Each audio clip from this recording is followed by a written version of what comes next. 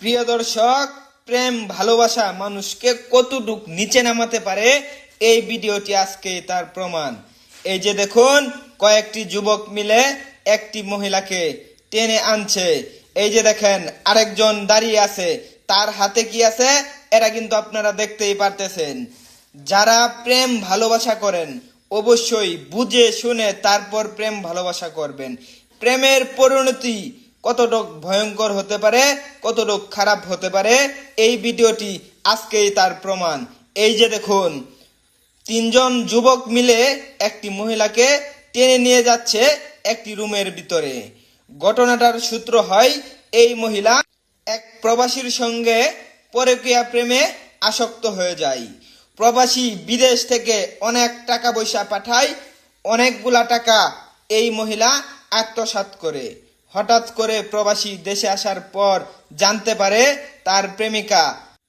তার প্রেমিকার আগেও আরো বিয়ে হয়েছে, এমনকি বাচ্চাও আছে।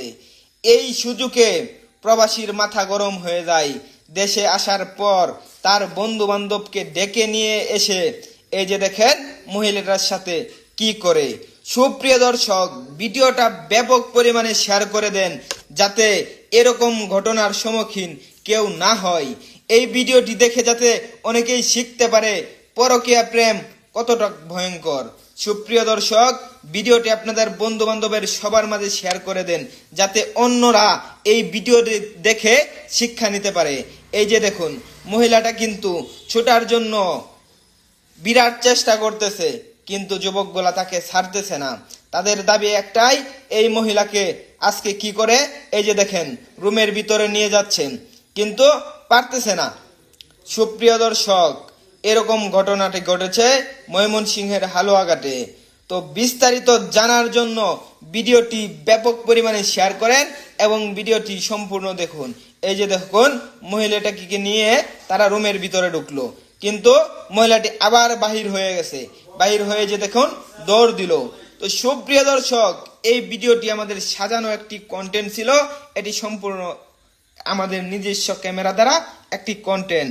এটা কিন্তু রিয়েল সিসিটিভির ক্যামেরা নয়।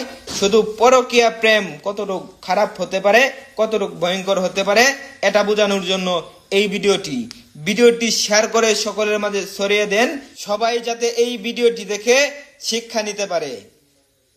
আপনার একটি শেয়ার হতে পারে আরেকজনের শিক্ষার একটি অংশ। তো সুপ্রিয় দর্শক, আমি সাদত ছিলাম আপনাদের পাশে।